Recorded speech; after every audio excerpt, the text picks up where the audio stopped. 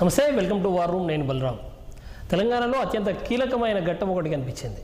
ఇవాళ ముగ్గురు ఎమ్మెల్యేలకు సంబంధించి అనర్హత పిటిషన్పై హైకోర్టు కొంత సీరియస్ డైరెక్షన్సే ఇచ్చినట్టుగా కనిపిస్తూ ఉంది. ఇవాళ అసెంబ్లీ కార్యదర్శికి స్పష్టంగా 4 వారాల్లో వారి అనర్హతపై నిర్ణయం తీసుకోవాలని చెప్పనంటూ ఒక డైరెక్షన్ ఇచ్చింది. మరి ఆ డైరెక్షన్స్ 4 వారాల్లో కనుక ఇంప్లిమెంటేషన్ కాకపోతే మేమే స్వయంగా ఆ విచారణ చేపడతామని చెప్పనంటూ ఒక రకంగా హెచ్చరించిన సిచ్యువేషన్ కనిపిస్తుంది. అయితే చట్టసభల్లో ఇటువంటి నిర్ణయాలు రావడం, చట్టసభలను ఉద్దేశించి అక్కడ స్పీకర్లు డిస్క్రిషన్ పవర్స్ ఉండడం అన్నది కొంత డిబేటబుల్ పాయింటే అయినప్పటికీ ఇవాళ ఎథికల్గా ఇటువంటి అంశాల మీద ప్రధానమైన చర్చ జరుగుతోంది. ఇప్పటికే పూర్తిగా ఎవరైతే ఎమ్మెల్యేలు ఇప్పటికే దాదాపుగా 10 మంది ఎమ్మెల్యేలు బీఆర్ఎస్ నుంచి కాంగ్రెస్లో చేరారు. అందులో ఈ 3 ఎమ్మెల్యేలు ఎవరైతే ఉన్నారో ముందుగానే చేరారు. వారికి సంబంధించి ఒక ఆయన డైరెక్ట్గా కాంగ్రెస్ పార్టీ పేరు మీద ఆయన బీఆర్ఎస్ ఎమ్మెల్యేగా ఉంటూనే కాంగ్రెస్ పార్టీ అభ్యర్థిగా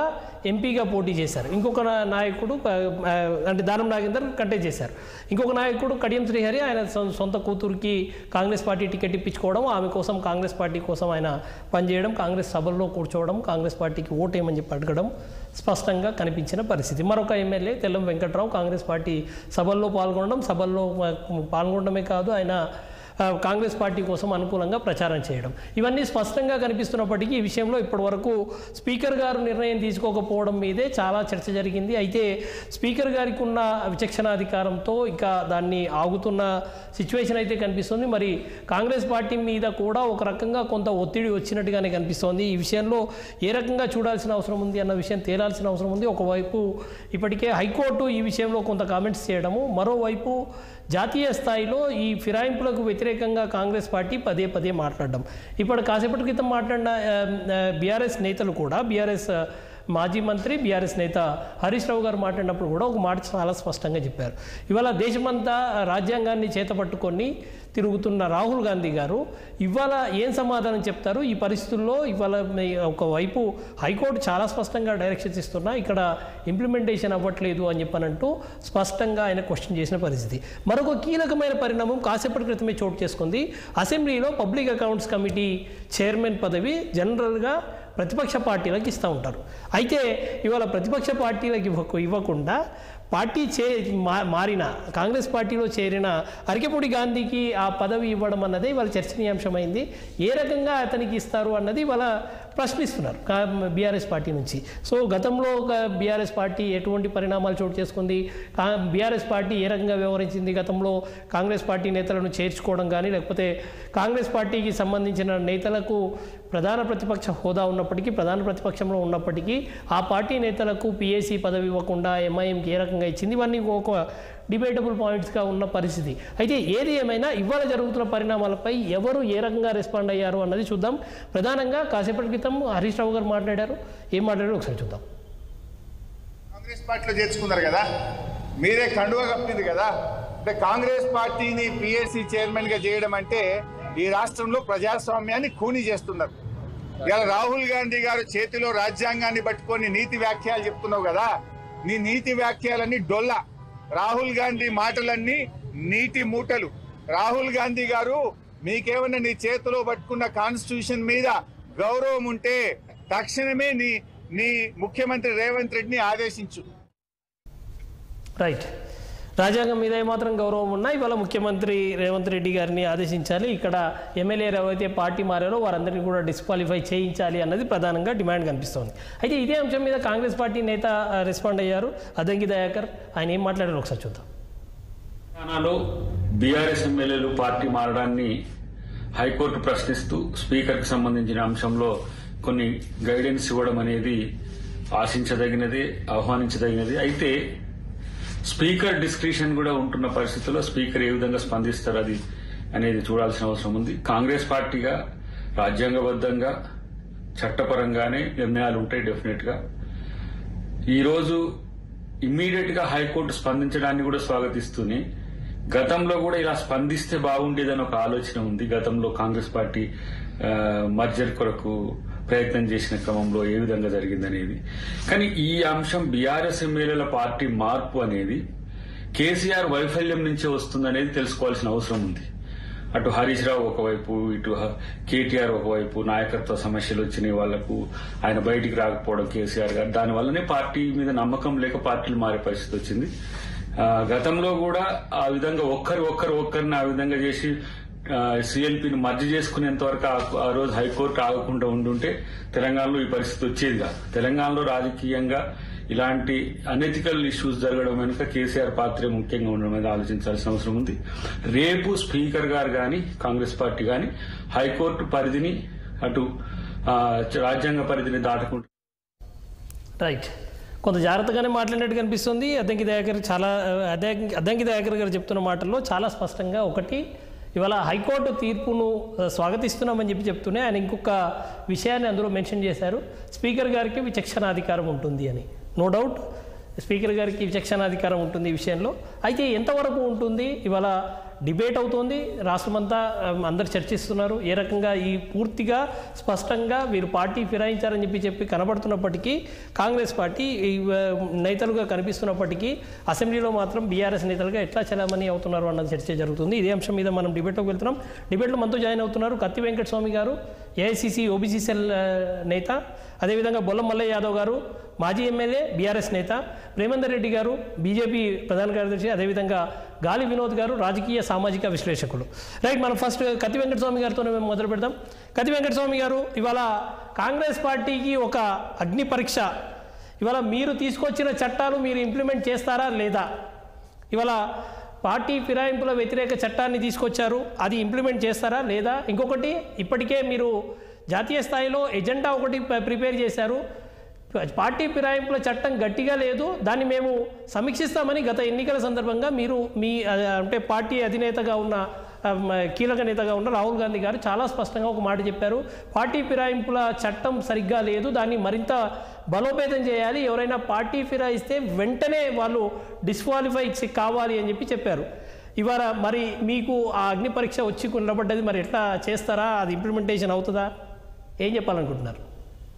మేము మా మాటలకు కట్టుబడే ఉన్నాం. ఇప్పటికి కూడా మేము ఎప్పుడు ఈ దేశంలో రాజ్యాంగాన్ని తెచ్చిన పార్టీగా, ఈ రాజ్యాంగ వ్యవస్థలన్నిటిని నెలకొల్పినటువంటి పార్టీగా మాకు న్యాయ వ్యవస్థ మీద సంపూర్ణమైనటువంటి విశ్వాసము, సంపూర్ణమైనటువంటి గౌరవం మాకు ఉంది. కాబట్టి ఇందాక దయాకర్ చెప్పినట్టుగానే మేము కోర్టు నుంచి వచ్చినటువంటి ఆదేశాలు కావచ్చు, కోర్టు నుంచి వచ్చినటువంటి తీర్పులను మేము ఇక్కడ ఉన్నటువంటి రాజకీయ పరిస్థితులను దానికి సంబంధం లేకుండానే కోర్టు యొక్క పరిధిలో వచ్చినటువంటి దాన్ని మేము గౌరవిస్తాం, దానికి అనుగుణంగానే మేము వ్యవహరిస్తాం.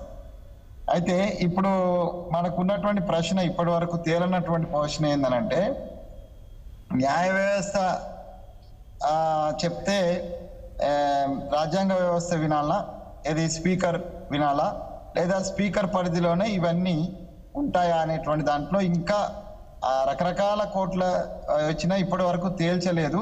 ఇప్పటి వరకు చట్టసభలోనే అప్పర్ హ్యాండ్ గా చూపెట్టినటువంటి సందర్భం కూడా మనం చూసినాం. సో ఇప్పుడున్నటువంటి పరిస్థితిలో ఇప్పుడు వచ్చినటువంటి తీర్పు యొక్క పూర్తి పాఠం నేను చదవలేదు కాబట్టి నేను దాని మీద నిర్ణయం తీసుకునేటువంటి సాహసం నేను చేయను. రెండవది, పార్టీ పరమైనటువంటి నిర్ణయాలు కూడా పార్టీ పిసిసి అధ్యక్షులు వారు ఉన్నారు, సీఎం గారు ఉన్నారు, ఇంకా ఏఐసిసి సెక్రటరీస్, జనరల్ సెక్రటరీస్ వీళ్ళందరూ ఉన్నారు. కాబట్టి పార్టీ ఈ విషయంలో ఏం స్పందిస్తుంది అనేటువంటి దానికి లోబడే మేము మాట్లాడాల్సి వస్తుంది. మేము అధికార ప్రతినిధులుగా ఉన్నా లేకపోతే నేషనల్ లీడర్స్ ఉన్నా we should be in the party control. ఎవరమైనా ఎవరి పార్టీ అయినా వారి కంట్రోల్లో ఉంటుంది, మేము కూడా అట్నే ఉండాల్సి వస్తుంది. సో నైతికంగా మీరు అడిగే క్వశ్చన్ ఏంటంటే, మీరు తెచ్చిన చట్టాలు మీరు ఫాలో అవుతారా కారా? మేము 100% ఫాలో అవడానికి సిద్ధంగా ఉన్నాం. రాహుల్ గాంధీ గారు పదే చెప్పినటువంటి మాటల్ని, వారి ఏ సందర్భంలో వారికి వచ్చినటువంటి మేనిఫెస్టోలో పెట్టినటువంటి వాటిని మేము గుర్తు పెట్టుకోకుండా మేము ముందుకు వెళ్ళినట్టు ఏదంటే మాకు ప్రజల నుంచి డెఫినెట్ గా చీత్కారం వస్తుంది. కాబట్టి మేము రాహుల్ గాంధీ గారి యొక్క మాటను కానీ వారి యొక్క విలువలను కానీ తగ్గించే ఉద్దేశంలో మేము లేము, మా పార్టీ లేదు, మా పార్టీ రాష్ట్ర నాయకత్వం కూడా అర్థంగా లేదు. దానికి అనుగుణంగానే కేంద్రం నుంచి మాకు ఇన్స్ట్రక్షన్స్ వస్తాయి, మేము కూడా దాన్ని దగ్గర పెట్టుకుని దాని యొక్క పరిణామాలను అన్నిటి దృష్టిలో పెట్టుకొని వెళ్తాం. అయితే గమ్మత్ ఏందనంటే, నేను క్వశ్చన్ చేయొద్దని ఎవరిని అంటలేను, కానీ అసలు దయాలు వేదాలు వల్లిస్తే ఎట్లుంటాయి అనేది ఇప్పుడు హరీష్ రావు మాట్లాడితే అర్థమైంది. నేను ఈ రాజ్యాంగ పరంగా వచ్చినటువంటి ఈ తీర్పు ఏదైతున్నదో లేకపోతే అనారత వేటుకు సంబంధించి ఈ కోర్టు ఇచ్చేటువంటి దేనికైనా మేము కట్టుబడి ఉంటాం.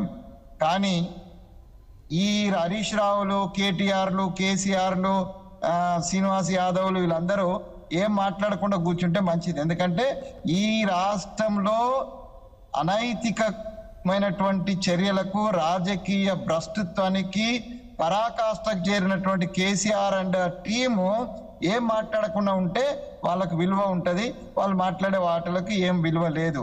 అట్లాంటి వాళ్ళు మాట్లాడిన వాటిని మేము కన్సిడర్ చేస్తలేమని కూడా మీరు అనుకోవద్దు.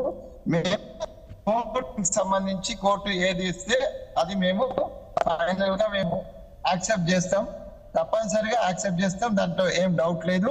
ఒకటి ఏంటంటే, ఒకవేళ అనారత వేటే స్పీకర్ గారు తీసుకొని అనారతకు గురైనా ఈ ముగ్గురు కావచ్చు, నేను అనుకోవడం స్పీకర్ గారు మిగతా ఎవరైతే పార్టీలు మారిండ్రో, ఇప్పుడు చెప్తున్నా మీరు గాంధీ వీళ్ళందరూ ఎవరైతే మారిండ్రో, మా కండువా కప్పుకున్నారో వాళ్ళందరినీ కలిపే డిసిషన్ తీసుకునే అవకాశం కూడా ఉంది. ఇది ఇక్కడికి ఆగిపోతుందని నేను అనుకోవటం లేదు. దీన్ని పరిధి పెరిగేటువంటి అవకాశం ఉంది. సో అట్లా అందరినీ కలిపి తీసి ఒకవేళ అందరికీ అనారత వచ్చినా, అనారత వేటు పడితే మళ్ళీ బై ఎలక్షన్ వచ్చినా, ఆ బై ఎలక్షన్లకు 100కు 100% ఎన్ని ఈ 9 ఏవైతున్నాయో 9కి 9 మేము గెలిచి మాకు స్పష్టమైన మెజారిటీకి దిశగానే వెళ్తాం. కానీ మేము వెనుకబడిపోయే పరిస్థితి లేదు. మేము ఆ నియంతృత్వ కేంద్ర రాష్ట్ర ప్రభుత్వాల నియంతృత్వ ధోరణి నుంచి ఇవాళ ప్రజాప్రభుత్వం తీసుకొచ్చినాం. ప్రజలకు అందుబాటులో ఉన్నాం, ప్రజలు చెప్పేది వింటున్నాం, ప్రజలకు మేము ఏం చేస్తున్నామో చెప్తున్నాం. కాబట్టి ఇది ఒక ప్రజాస్వామ్యయుతంగా తెలంగాణలో మా పార్టీ ప్రభుత్వాన్ని నడుపుతుంది. కాబట్టి ప్రజల ఆశీర్వాదం మాకు ఉంటది. సో ఒకవేళ రాజ్యాంగబద్ధంగా ఇప్పుడు ఈ ఫిరాయింపుల చట్టం కారణంగా అనారత వేటు వీళ్ళ మీద పడినా మేము వెనక్కిపోయేది లేదు, ఇబ్బంది ఏం లేదు. అది కోర్టు పరిధి నుంచి ఆ రకంగా వచ్చినట్టయితే మేము దాన్ని స్వీకరించాల్సిందే. ఎందుకంటే మేము ఆ మాటలకు కట్టుబడి ఉంటామని చెప్పినాం. రాహుల్ గాంధీ గారే ఈ ఫిరాయింపుల చట్టానికి సంబంధించి, పార్టీ ఫిరాయింపుల చట్టానికి సంబంధించి మేము షార్పనైజ్ చేస్తామని స్వయంగా మేమే చేసినాం. ఇదే రాజీవ్ గాంధీ గారు, వారి నాన్నగారు రాజీవ్ గాంధీ గారు తెచ్చిండ్రు, వాజ్పేయి గారు దాన్ని షార్పన్ చేసినారు. ఇప్పుడు వచ్చినటువంటి మోడీ గారి ప్రభుత్వం ఇంకా షార్పన్ చేస్తున్నారు. కానీ వాళ్ళు నిర్లజ్జగా ఎట్లా ఈ 10 ఏళ్లలో పార్టీలను పార్టీ మారిన వాళ్ళు ఎట్లా చేసిన అందరు చూసి వాళ్ళే ఇప్పుడు నీతులు మాట్లాడుతున్నారు. సరే, వాళ్ళు ఏ నీతులు మాట్లాడినా మా నీతి మాకున్నది. మేము నైతికంగా కట్టుబడి ఉన్నాం, రాజ్యాంగబద్ధంగా కట్టుబడి ఉన్నాం, న్యాయ వ్యవస్థ గౌరవంతో ఉన్నాం. కాబట్టి దానికి వచ్చి ఏ పరిణామాలన్నా మేము ఎదుర్కొని ప్రజల ముందు ప్రజలే అల్టిమేట్ న్యాయ నిర్ణేతలు కాబట్టి వాళ్ళ ముందుకు వెళ్ళడానికి కూడా మేము సిద్ధంగా ఉన్నాం. రైట్, మళ్ళీ వస్తాను మీ దగ్గరికి. బొల్ల మల్లయ్య యాదవ్ గారు, ఇవాళ ఒక విషయం రైజ్ చేస్తున్నారు. కాంగ్రెస్ పార్టీ నేతలు ఎవరు కదిలిచ్చినా ఒక విషయాన్ని అయితే పదే గుర్తు చేస్తున్నారు. గతంలో ఏం జరిగిందో ఒకసారి గుర్తు చేసుకొని మాట్లాడితే బాగుంటుంది అనే పదము పదే చెప్తున్నారు. గతం బాగాలేదని చెప్పేసి మీరే చెప్తారు. గతం గురించి ఎందుకు గుర్తు చేసుకోవాలి? గతాన్ని ఎందుకు ఫాలో కావాలి? మీరు కొత్త విధానాలతోని ఆదర్శంగా ఉండేటట్టుంటే అయిపోతుంది కదా. రాజకీయాలంటే ఈ రోజు మామూలుగా రేపటి తరాలు నేర్చుకునే విధంగా ఆదర్శంగా ఉండాల్సిన అవసరం ఉంది. నీతికి నిజాయితీకి మారిపోయారని చెప్పుకునే కాంగ్రెస్ నాయకులు మరి ఈ రోజు రాజ్యాంగానికి, న్యాయస్థానాలకి, వాటి నిర్ణయాలకి కట్టుబడి ఉంటే అయిపోతుంది కదా. గతంలో మీరు చేసినప్పుడు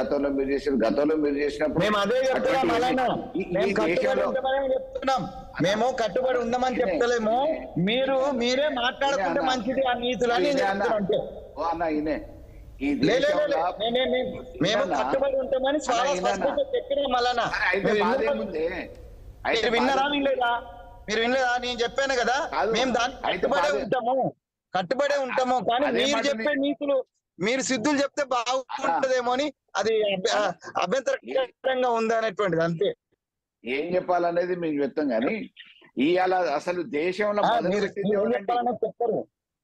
ఇవాళ దేశంలో అసలు దేశంలో మొదలుపెట్టింది ఎవరు? పివి నరసింహరావు గారు మైనార్టీ ప్రభుత్వంలో ఉండి మెజార్టీ ప్రభుత్వంలో రావడానికి ఆ రోజు ఏం జరిగింది, జేఎంఎం స్కామ్ అనేది ఈ దేశ ప్రజలకు అందరికీ ఆడించే పునాది పడ్డది.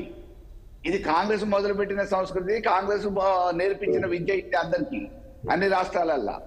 ఇవాళ కొత్తగా శ్రీరంగ నీతులు చెప్తే ఎట్లా? కాబట్టి వాళ్ళు ఏం చేశారు? మిత్రులు మీరు చెప్తున్నారు, మేము కాదు కదా. అరే ఈయన మీరు అన్నారు, చెప్తున్నారు శ్రీరంగ మిత్రులు. ఎందుకు తొందర పడుతున్నావు అట్లా? నీకు కార్పొరేషన్ ఇంకా రాలేదని ఏమైనా బాధ ఉందా? ఏంది ఎక్కువ మాట్లాడితే మామూలుగా కార్పొరేషన్ ఇస్తారు అనుకుంటున్నామేమో. అట్లే లేదు, ఆగు, కొద్దిగా 2 రోజులు ఆగు. అయితే మేము ఏమంటున్నాం అంటే, గతం చేసిందని కాదు, గతం దేశంలో మామూలుగా పివి నరసింహరావు దీనికి పునాది వేసిండు. అది కాంగ్రెస్ నుంచి మొదలైంది. ఇవాళ అవినీతి జరిగినా, కుంభకోణాలు జరిగినా, దేశం ఈ పరిస్థితిలో ఉన్నా, ఇటువంటి అక్రమాలు జరిగినా అన్నిటికీ పునాది వేసింది ఎవరు అని అంటే, దానికి మామూలుగా అధ్యాపకులు కానీ, శ్రీకారం చుట్టిన వాళ్ళు కానీ ఓన్లీ కాంగ్రెస్ నాయకులు, కాంగ్రెస్ మేధావర్గమే. కాబట్టి మేము ఏమంటున్నాం, ఇవాళ మీరు రాజ్యాంగం మీద మామూలుగా ప్రమాణాలు చేస్తున్నారు, నీతికి నిజాయితీకి విలువలు అంటున్నారు, రాజకీయాలలో విలువలు కావాలని అంటున్నారు. ఆ విలువల ప్రకారం ప్రభుత్వం ఏర్పాటు చేయడానికి ప్రజలు ప్రజాస్వామ్యయుతంగా మీకు సరిపోయే సంఖ్య ఇచ్చింది. మీరు నడిపించడానికి కావాల్సిన అన్ని రకాల వనరులు ఉన్నాయి. వేరే పార్టీని చీల్చి ఏదో మీరు మామూలుగా పబ్బం గడుపుకుందాం అనేది ఎందుకు? రేపు ఏదో జరగబోతుంది కాబట్టి ఆ జరగబోయేదానికి ఇంకా వేరే వాళ్ళు ప్రతిపక్షమే ఉండకుండా ఉండటానికి గెలిచిన వాళ్ళని అయాన్నో భయాన్నో మభ్యపెట్టో మాయ చేసో ఇంకేదో ప్రలోభ పెట్టో తీసుకుపోదామనే ప్రయత్నాలు మీరెందుకు చేయాలి? మీకు ప్రజాస్వామ్యంలోనే ఇచ్చింది కదా, ప్రజాస్వామ్య పరంగానే మీకు ఓట్లేసి గెలిపించారు, ప్రభుత్వం ఇచ్చింది కదా. మరి అటువంటిప్పుడు మామూలుగా మీకు ఎందుకు భయం? వేరే పార్టీ వాళ్ళ మీద కన్నేయాల్సిన అవసరం ఉంది, వేరే పార్టీ వాళ్ళని ముందుకుపోవాల్సిన అవసరమే ఉంది. మీరు తీసుకుపోయారు, మీ అవసరాలు ఏందో.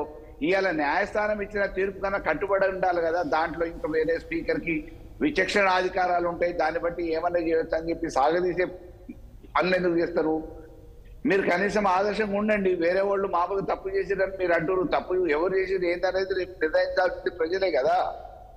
ఆ తప్పుకు శిక్ష ఏం పడ్డది ఏంది అనేది ప్రజలు నిర్ణయించారు. రేపు భవిష్యత్తులో కూడా ఎవరికి ఏ శిక్ష చేయాలనేది ప్రజలు నిర్ణయిస్తారు. కాబట్టి ఇవాళ న్యాయస్థానాలకు కూడా మీరు విలువ వేయకపోతే ఎట్లా? రాజ్యాంగం అనే పేరు మీదనో కాలయాపన చేయొచ్చు అనే అవకాశం ఉందనో, లేకపోతే దీన్ని కాలయాపన చేయడానికి ఏదో ఒక సాకులు పెట్టుకుందామని చెప్పేసి అనే ఆలోచన కంటే, ఈ రోజు కోర్టు ఈ ఒక్క విషయంలోనే కాదు, ఎన్నో విషయాలలో మొట్టికాయలు వేస్తుంది రాష్ట్ర ప్రభుత్వానికి. తీసుకున్న ఏ నిర్ణయం సరైనది కాదని చెప్పి చెప్తా ఉంది. ఏదో ఉద్దేశపూర్వకంగా తాత్కాలిక ప్రయోజనాల కోసం ఒక ముందు చూపు లేకుండా, ఒక సైంటిఫిక్ సిస్టమ్ కాకుండా ఇష్టం వచ్చినట్టు మామూలుగా ఉద్రేకపూర్వకంగానో లేకపోతే తాత్సారం చేయడానికో కొన్ని నిర్ణయాలు తీసుకొని ఇది ప్రజల మీద భారం వేసే పరిస్థితి ఉంది. కాబట్టి ఇటువంటి చేయొద్దు అని చెప్పేసి తీసుకుంటున్న ప్రతి నిర్ణయాలలో పౌరులు కానీ, ఇతర పార్టీలు కానీ, రాజ్యాంగ పరంగా కానీ న్యాయస్థానాలకు పోతే న్యాయస్థానాలలో ఈ రోజు రాష్ట్ర ప్రభుత్వానికి అక్షింతలు వేసి ముట్టుకాయలు వేసి పంపిస్తున్నారు. ఇప్పుడైనా సర్దిద్దుకోవాలి కదా. ఇంకా మామూలుగా మాకు డెమోక్రటిక్ గా మేము గవర్నమెంట్ ఏర్పాటు చేసుకున్నాం, మాకు ప్రజాబలం ఉంది, అధికార బలం ఉంది, మేము దాన్ని బట్టి అడ్డం పెట్టుకుని ఏమైనా చేస్తాం, రాజ్యాంగంలో ఉన్న లొసుగుల్ని ఆసరాగా చేసుకుంటాం, దాన్ని బట్టి మేము ఏమైనా చేసుకుంటాము అని అంటే, ఇవాళ కాకపోతే రేపు ఈ న్యాయస్థానంలో కాకపోతే ప్రజా కోర్టులో శిక్షలు తప్పకుండా ఎవరు తప్పించుకోలేరు, ఎవరికి పడే శిక్ష వాళ్ళకు పడుతుంది.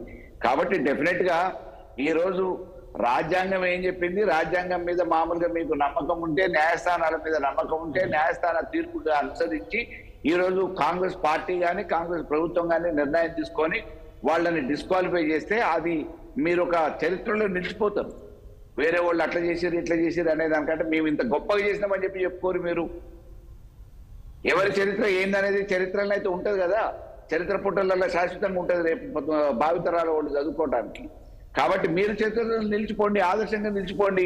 తెలంగాణలో వేరే పార్టీలు ఫిరాయించిన వాళ్ళు వాళ్ళ అవసరాలకు మా దగ్గరకు వచ్చిరా, కాళ్ళు మొక్కిరా, అవసరాలు తీర్చుకోవడానికి మా పార్టీలో జాయిన్ అవుతా అన్నారా, ఏమన్నారని చెప్పి చెప్పుకుంటారో.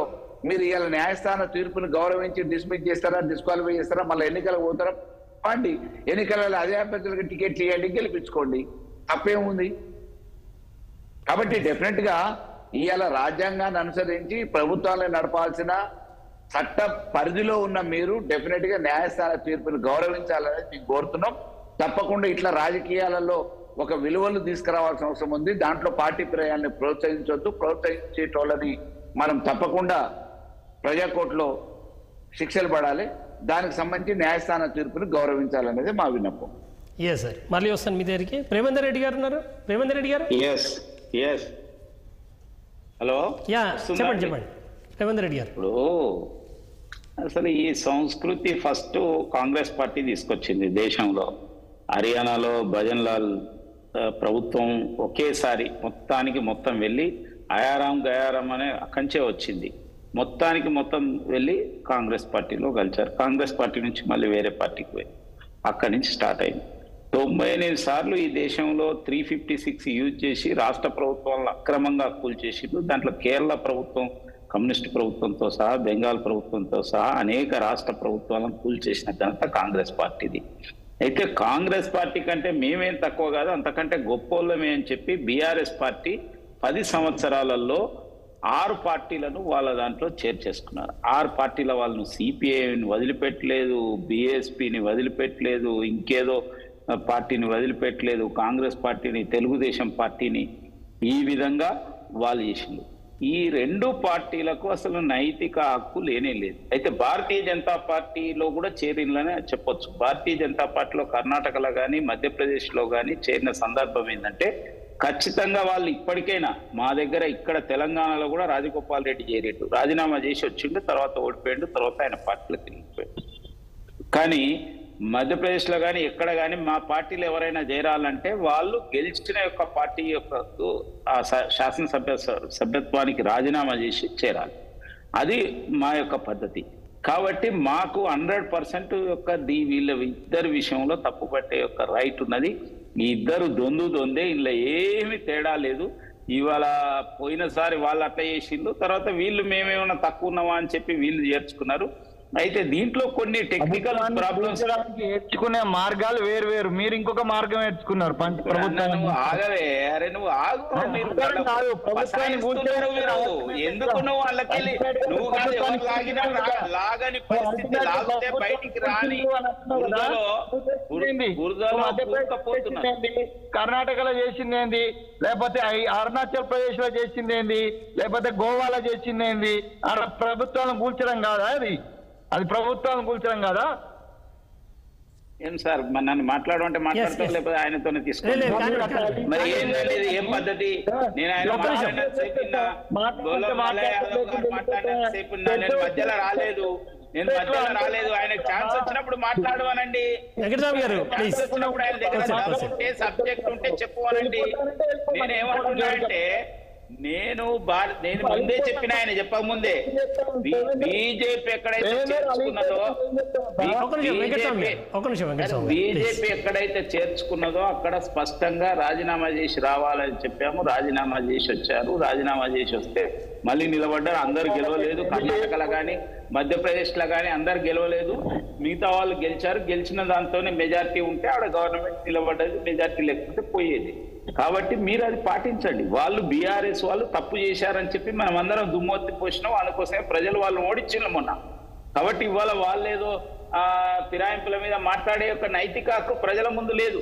కానీ కాంగ్రెస్ పార్టీ కూడా అదే పద్ధతి. కానీ మీరేదో 29 మంది మాతో టచ్ లో ఉన్నారని చిటికలు కొట్టిళ్ళు మీ మంత్రులు. మీరు ఆ యొక్క అవకాశం లేదనేది తెలిపేది. 29 మంది ఏరా, మీకు మొత్తం 9 మందో 10 మందో చేరితే ఆ వాళ్ళు కూడా పూర్తిగా మిగతా వాళ్ళు చేరలేని పరిస్థితి ఉంది. అంటే ఇప్పటికే మీ ప్రభుత్వం ఆల్రెడీ బురదలో కూరుకపోవడం స్టార్ట్ అయిపోయింది. నేను చెప్పేది ఈ ఇద్దరిని కూడా ప్రజలు తిరస్కరించే రోజు వచ్చేసింది. మీరిద్దరు కూడా తప్పు చేశారు, వాళ్ళు తప్పు చేసిండ్రు. ఇవాళ మీరు తప్పు చేసిండ్రు. మీరు తప్పు చేసినాం అనేది కూడా హైకోర్టు ఇవాళ చెప్పింది. కాకపోతే మీరు ఇవాళ స్పీకర్కున్న ప్రత్యేక విచక్షణ అధికారాన్ని అడ్డుపెట్టుకొని దీన్ని లాగుతారు కావచ్చు. అయినప్పటికీ హైకోర్టు ఏం చెప్తుంది, తర్వాత సుప్రీంకోర్టు ఏం చెప్తుంది? గతంలో సుప్రీంకోర్టు ఇప్పుడు మహారాష్ట్ర ఇష్యూలో ఇచ్చిన యొక్క దీన్ని కానీ మిగతాయి కానీ ఏం జరుగుతుంది అనేది వెయిట్ అండ్ సీ. నేను అనేది తప్పక ఈ విషయంలో కాంగ్రెస్ పార్టీ ప్రజలకు సమాధానం చెప్పవలసి వస్తుంది. లేకపోతే బీఆర్ఎస్ లాగానే మీరైతారు. రాబోయే రోజులలో మీరున్న బీఆర్ఎస్ 2 పార్టీలు రావు. నెక్స్ట్ భారతీయ జనతా పార్టీ వస్తుంది. అందుకోసమే ఇక్కడ మీరు తప్పు కనుక మీరు కరెక్ట్ గా కనుక సరిదిద్దుకుంటే ఓకే, ఇవాళ సరిదిద్దుకుంటే మంచిదే, లేకపోతే అంతే పరిస్థితి. నేను ఎందుకంటున్నా అంటే బీఆర్ఎస్ పార్టీ ఏం మాట్లాడగలుగుతుందండి? ఏం మాట్లాడుతుంది? గొంగట్లో కూసుకొని ఎంటుకలు ఏరుకున్నట్టు. మీరు ఒక్క తప్పు కాదు, అనేక తప్పులు చేసిండ్రు. 6 పార్టీల వాళ్ళని చేర్చుకున్నారు, ఇష్టం వచ్చినట్టు చేర్చుకున్నారు. డబ్బులు కాంట్రాక్ట్ లో ఆశలు చూపెట్టారు, అన్ని చూపెట్టారు. కాబట్టి బీఆర్ఎస్ పార్టీ ఆ పరిస్థితి. ఇవాళ ఆల్రెడీ కాంగ్రెస్ పార్టీ కూడా అదే మాట చేస్తున్నది. కాంగ్రెస్ పార్టీ పరిస్థితి కూడా అంతే. ఇద్దరే అంటున్నా. ఇద్దరు కూడా ప్రజల ముందు దోషిగా నిలబడ్డారు ఈ రోజు. ఎస్ సార్, మళ్ళీ వస్తాను మీ దగ్గరికి. వినోద్ గారు ఉన్నారు. వినోద్ గారు, టెక్నికల్ ఆస్పెక్ట్స్ కూడా మీరు చెప్పాలి. ఇప్పుడు న్యాయపరమైన ఇష్యూ వచ్చింది. ఇక్కడ ఒక కీలకమైన పాయింట్ని వెంకటస్వామి గారు రైజ్ చేశారు. ఇవాళ అంటే న్యాయ వ్యవస్థ చెబితే రాజ్యాంగ వ్యవస్థ వినాలా అంటే మనకు ఇటువంటి క్వశ్చన్ మనం గతంలో సోమనాథ్ చటర్జీ గారు ఉన్నప్పుడు అనుకుంటా మా సుప్రీంకోర్టు కామెంట్స్ దాని మీద లోక్సభలో స్పీకర్గా ఉన్నప్పుడు సోమనాథ్ చటర్జీ గారు కామెంట్స్ చేయడం అది పెద్ద వివాదమే అయింది దేశవ్యాప్తంగా. ఇప్పుడు మళ్ళీ ఇదే క్వశ్చన్ వస్తూ ఉంది. ఏంటి అసలు దీని మీద మీరు కొంత ఎలాబరేట్ చేసి చెప్తే బాగుంటుంది. అంటే న్యాయ వ్యవస్థ పరిధి న్యాయ వ్యవస్థకు ఉంది, శాసన వ్యవస్థ పరిధి శాసన వ్యవస్థకు ఉంటుంది. ఎవరి పరిధి వారిదే. ఇవాళ దాన్ని ఓవర్కమ్ చేయడానికి దీనికి అధికారం లేదు, దీన్ని ఓవర్కమ్ చేయడానికి దానికి అధికారం లేదు. అందుకే కదా ఇవాళ స్పీకర్ గారి సెక్రటరీ గారికి ఆదేశాలు జారీ చేశారు. డైరెక్ట్ స్పీకర్ గారికి ఆదేశాలు జారీ చేయలేదు కదా. కాబట్టి ఇవాళ పరిధి దాటలేదు, హైకోర్టు పరిధి దాటలేదు, తన పరిధికి లోబడే పనిచేసింది. సో కాబట్టి ఇవాళ స్పీకర్ గారు కూడా తన పరిధికి లోబడి పనిచేయాలి. అంతేగాని నిర్ణయం అట్లనే వాయిదా వేస్తా అంటే కుదరదు. ఎందుకంటే స్పీకర్ గారికి చాలా స్పష్టమైన ఆదేశాలు ఉన్నాయి. రాజ్యాంగమే చెప్తున్నది. ఇవాళ ఆర్టికల్స్ 102 అండ్ 191లో పార్లమెంట్ కానీ అసెంబ్లీస్ కానీ స్పష్టంగా స్పీకర్ గారికి అనేక సందర్భాలు సుప్రీంకోర్టు కూడా డైరెక్షన్స్ ఇచ్చింది. ఎల్లకాలం అట్లే పెండింగ్ పెట్టుకునే అధికారం కూడా స్పీకర్ గారికి లేదు. స్పీకర్ గారు దాని మీద నిర్ణయం తీసుకునే అధికారం ఉంది తప్ప స్పీకర్ గారు అట్లనే పెండింగ్ పెట్టేసే అధికారం లేదు. కాబట్టి స్పీకర్ గారు నిర్ణయం తీసుకునే పెట్టకుండా అట్లే పెండింగ్ పెట్టి నేను ఇవాళ న్యాయం చేస్తున్నట్టుగా నటిస్తే నడవదు. ఎందుకంటే గత ప్రభుత్వం చేయలేదు కదా. గత ప్రభుత్వంలో ఇప్పుడు అద్దెంకి దగ్గర మాట్లాడుతూ హైకోర్టులో గత ప్రభుత్వం హైకోర్టు ఇట్లా తీసుకుంటే బాగుండు కదా, ఆ విషయంలో ప్రభుత్వ నిర్ణయాన్ని వ్యతిరేకిస్తే బాగుండు కదా అంటే అప్పటి చర్చలకు ఉన్న జడ్జిలు వాళ్ళ యొక్క డిస్క్రిషనరీ పవర్ వాళ్ళకు ఉంటుంది. వాళ్ళ నిర్ణయానికి ఆధారాలను బట్టి నిర్ణయాలు తీసుకునే అధికారం వాళ్ళకు ఉంటుంది. అంతేగాని గత ప్రభుత్వాన్ని మందలించలేదు కదా, మమ్మల్ని మందలించారు కదా అనేది ఇవాళ రాజకీయ పార్టీలో చెప్పుకుంటే బాగుండదు. ఏ ప్రభుత్వమైనా న్యాయ వ్యవస్థ ముందు సమానమే. న్యాయ వ్యవస్థ తన యొక్క నియమావళికి లోబడుతుంది. రాజ్యాంగం ఏం చెప్తుందో అదే మాట్లాడుతుంది న్యాయ వ్యవస్థ సొంత నిర్ణయాలు ఉన్నాయి. కాబట్టి రాజ్యాంగం ఏమైతే నియమావళి పొందుపరిచిందో ఆ నియమాలకు విరుద్ధంగా స్పీకర్ గారు కానీ ప్రధానమంత్రి కానీ రాష్ట్రపతి ఎవరైనా కూడా నిర్ణయానికి రాజ్యాంగానికి అతీతులు కాదు, వాళ్ళ ఎబో కాదు, they are not above the constitution. రాజ్యాంగానికి లోబడి మాత్రమే పనిచేయాలి వాళ్ళు. అంతేగాని నేను రాజ్యాంగానికి స్పీకర్ అతీతులు కాదు. కాబట్టి స్పీకర్ నిర్ణయం తీసుకునే అధికారం వారికి ఇచ్చారు, కానీ నిర్ణయం తీసుకోకుండా పెండింగ్ పెట్టే అధికారం కూడా స్పీకర్కి లేదు. ఎంతకాలం పెండింగ్ పెడతారు, ఏ కారణాల చేత పెండింగ్ పెడతారో కూడా కోర్టుకు వివరించాలి. ఎందుకు ఇంతకాలము పెండింగ్ లో పెట్టారు, ఏ కారణాల చేత పెండింగ్ లో పెట్టారు అనే విషయాలు కూడా కోర్టు రేపు అడుగుతూ వివరించాల్సిన బాధ్యత కూడా ఉంది. కాబట్టి ఇవాళ ఈ ఎట్టి పరిస్థితుల్లో దాని మీద ఒక నిర్ణయం తీసుకోవడానికి ఇవాళ ఖచ్చితంగా స్పీకర్ గారు వినోద్ గారు గతంలో 2-3 సందర్భాలు, ఇప్పుడే కాదు మొన్న టిఆర్ఎస్ సమయంలో కూడా కాదు, నేను ఓవరాల్ గా నేను మీరు న్యాయ నిపుణులు కాబట్టి ఇక ఆడ కూర్చున్న మా ప్రేమ్ కూడా న్యాయవాదే కాబట్టి నేను మాట్లాడుతున్నా. గతంలో ఈ స్పీకర్ నిర్ణయాలకు సంబంధించి 5 సంవత్సరాలు మొత్తం గడిచినటువంటి సందర్భంలో ఇప్పుడు రాజశేఖర్ రెడ్డి గారి టైంలో కావచ్చు, లేకపోతే మొన్న ఇప్పుడు కేసీఆర్ గారి టైంలో కావచ్చు, ఫస్ట్ టర్మ్ లో కావచ్చు, 5 years స్పీకర్ అట్నే కంటిన్యూ చేసిండు. బట్ అంటే అప్పుడు కూడా కోర్టులకు పార్టీలు వెళ్ళినాయి, అగెన్స్ట్ పార్టీలు. బట్ 5 సంవత్సరాలు అట్నే గడిపినటువంటి సందర్భాలు కూడా ఉన్నాయి కదా. మరి 5 సంవత్సరాలు ఇదే ఈ చట్టసభల పరిధి, మరి 5 సంవత్సరాలు అట్లనే గడిపిన సందర్భం. ఇప్పుడు ఈయన గడపాలని నేను అంటలేను. మేమైతే ప్రేమేందర్ గారు చెప్పినట్టుగా లేకపోతే మల్లన్న చెప్పినట్టుగా మా పార్టీ వాళ్ళు నైతికతను పాటిస్తేనే మంచిదనేది నేను ఒక సామాన్య పౌరునిగా లేకపోతే ఈ రాజ్యాంగాన్ని మీద నమ్మకం అంటున్నా. కానీ అట్లా జరిగినాయి కదా, ఎట్లా అని నేనేమంటున్నానంటే ఇప్పుడు అట్లా జరగడానికి కారణాలు కూడా ఉండి ఉంటాయి. ఎందుకంటే ఇప్పుడు ఏ పార్టీ అయితే బాధిత పార్టీగా ఉందో ఆ పార్టీ ఖచ్చితంగా దాని మీద సీరియస్ గా కోర్టులను ఇన్సిస్ట్ చేయాల్సి ఉంటాయి. ఇప్పుడు కోర్టులు అనేక సమస్యల చేత అనేక కేసులు పెండింగ్ లో ఉంటాయి. పెండింగ్ లో ఉన్నప్పుడు దాన్ని ఎవరు చేయాలి, బాధ్యత ఎవరిది? ఎవరైతే పిటిషనర్ ఉంటాడో ఆ పిటిషనర్ తరఫున న్యాయవాది ఉంటారో ఆ న్యాయవాదులు ఎవరైతే ఉన్నారో వాళ్ళు చాలా సీరియస్ గా ఒత్తిడి చేయాల్సి ఉంటాయి కోర్టుల మీద. కోర్టు భారాలు కోర్టుకు ఉంటాయి. ఇదే అంశం సీరియస్ గా తీసుకోదు కదా కోర్టు. ఆ అంశాన్ని తీసుకురావాల్సింది ఎవరు? ఆ పార్టీ ఏ పార్టీలో అయితే కోర్టు మీద ఒత్తిడి చేసి పెట్టుకుంటుందంటారా? కోర్టు మీద ఖచ్చితంగా ఇప్పుడు ఖచ్చితంగా కోర్టుకు చాలా పెండింగ్ కేసులు ఉంటాయండి. ఈ ఒక్క కేసే ఉండదు. లేకపోతే ఈ రాజకీయ పార్టీల కేసులే కోర్టు పొద్దు మనం చూడదు. అనేక రకాల కేసులు ఉంటాయి కోర్టుకు. కాబట్టి ఎప్పుడైతే ఈ న్యాయవాదులు ఆ కోర్టును తీసుకొచ్చి దాన్ని సరిగా న్యాయం చేసేటట్టుగా ఉంటే ఖచ్చితంగా కోర్టు నిర్ణయం తీసుకునే అధికారం ఉండేది. కానీ కోర్టు దృష్టికి రాకపోతే కోర్టులు కూడా ఏం నిర్ణయం తీసుకుంటాయి? ఖచ్చితంగా అది చేయాల్సిన బాధ్యత కూడా వారిదే కదా, పిటిషనర్స్దే కదా. ఏ పిటిషనర్ అయితే కోర్టులో కేసు వేసాడో ఆ పిటిషనర్ తరఫున న్యాయవాది సీరియస్ గా కోర్టు దృష్టికి తీసుకొచ్చి ఇది ఇంకా చాలా పెండింగ్ పడుతుంది, వాళ్ళ 5 ఏళ్ల కాల పరిమితే కదా, ఈ కాల పరిమితిలో న్యాయం చేయకపోతే కోర్టులో న్యాయం చేసినట్టు ఏమైతుంది? జస్టిస్ డిలేడ్, జస్టిస్ డినైడ్ కదా. మరి అట్లాంటి పరిస్థితులలో స్పీకర్ నిర్ణయం తీసుకోకపోతే వాళ్ళకి న్యాయం జరిగినట్టు కాదు కదా. కాబట్టి పిటిషనర్ కు న్యాయం చేయడమే కోర్టు యొక్క బాధ్యత. దానికి న్యాయవాది తీసుకోవాల్సిన బాధ్యతను కోర్టుల మీద నెట్టేస్తే నడవదు. కోర్టులు నిర్ణయం ఎప్పుడు తీసుకుంటారు? న్యాయవాది సరిగా తీసుకొచ్చి కోర్టు ముందర ఎవిడెన్స్ ప్రూవ్ చేసినప్పుడే కోర్టు నిర్ణయం తీసుకునే అధికారం ఉంటుంది. అంతేగాని న్యాయవాది కోర్టు డైరెక్ట్ గా సుమోటోగా తీసుకునే పరిస్థితి లేదు. ఎందుకంటే ఇది సుమోటో తీసుకునే కేసు కాదు కూడా.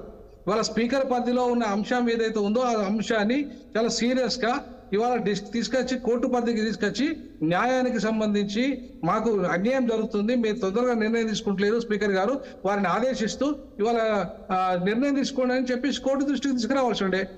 అప్పుడు కోర్టు ఏం నిర్ణయం తీసుకునేదో మనం ఆ కోర్టును అయితే తప్పు పట్టలేం కదా. వినోద్ గారు ఇక్కడ ఇంకొక విషయం మనం మాట్లాడుకోవాలి. ఇప్పుడు ఇవాళ జడ్జి గారు కామెంట్ చేస్తూ 4 వారాల పాటు మీకు టైం ఇస్తున్నాము, 4 వారాల తర్వాత మేమే సుమోటోగా తీసుకొని దీన్ని విచారిస్తామని చెప్పారు. అంటే ఈ ప్రొసీజర్ ఏంటి అసలు? అంటే సుదీర్ఘకాలం అసెంబ్లీ ప్రొసీడింగ్స్ కవర్ చేసిన అనుభవం ఉన్నప్పటికీ ఈ అంటే జ్యుడిషియరీకి లేకపోతే వీరికి మధ్యన ఉన్న ఈ వివాదాలు కొంత తక్కువే మనం చూసింది. ఇప్పుడు చేయడానికి అవకాశం ఏముంటుంది? శాసన వ్యవస్థలో జ్యుడిషియల్ జోక్యం చేసుకోదండి. 99% జోక్యం చేసుకోదు. ఎప్పుడు చేసుకునే అవకాశం ఉంటుందంటే మీరు సరి అయిన సమయంలో నిర్ణయం తీసుకోకపోతే, అదొక కండిషన్. అది మీరు తీసుకోకపోతే బాధితుడికి న్యాయం చేయాల్సిన బాధ్యత న్యాయ వ్యవస్థ మీద ఉంది. కాబట్టి మీరు తీసుకోండి, మీకు ఇంత సమయం ఇస్తున్నాము, ఆ సమయం ప్రకారంగా మీరు నిర్ణయం తీసుకోండి.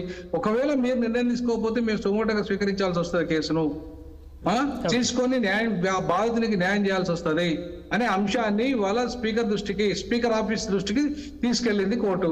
అది తప్పేం కాదు కదా. కోర్టు ఇవాళ తొందర నిర్ణయం తీసుకోమని చెప్పడంలో ఏంటి, స్పీకర్ గారు ఆలస్యం చేయకండి, ఆ బాధితులు ఇవాళ వాళ్ళు అడుగుతున్నారు కాబట్టి మా మీద భారం ఉండదు, మా మీద ఆ బాధ్యత ఉంది కాబట్టి మేము నిర్ణయం తీసుకోవాలి, కాబట్టి మీరు మీ పరిధి కాబట్టి మీరు నిర్ణయం తీసుకోండి. ఒకవేళ మీరు తీసుకోకపోతే అప్పుడు మేము దాంట్లో ఎంక్రోచ్ అవుతాము, సుమోటోగా ఆ కేసును తీసుకొని మేము ఎంకరేజ్ అయ్యి దాని మీద ప్రాసిక్యూట్ చేస్తామని చెప్పింది కోర్టు.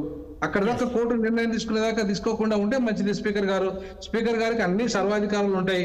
ఆయనది అసెంబ్లీ అనేది, అసెంబ్లీలో ఉన్న ప్రతి అంశం కూడా స్పీకర్ గారి పరిధిలోనే ఉంటది. స్పీకర్ గారు ఎవరు డిస్క్వాలిఫై చేయాలి, ఎవరిని చేయొద్దు అనేది చాలా స్పష్టంగా నిబంధనలన్నీ కూడా ఆ రాజ్యాంగంలో అద్భుతంగా పొందుపరచబడ్డాయి. Clause to clause, page to page, దాదాపుగా సుప్రీంకోర్టు దాదాపు ఒక 25 పేజీల అంశాలన్నీ కూడా ఇవాళ సుప్రీంకోర్టు జడ్జిమెంట్ లో కాన్స్టిట్యూషన్ ఆఫ్ ఇండియా అనే పుస్తకంలో అద్భుతంగా ఉన్నాయి.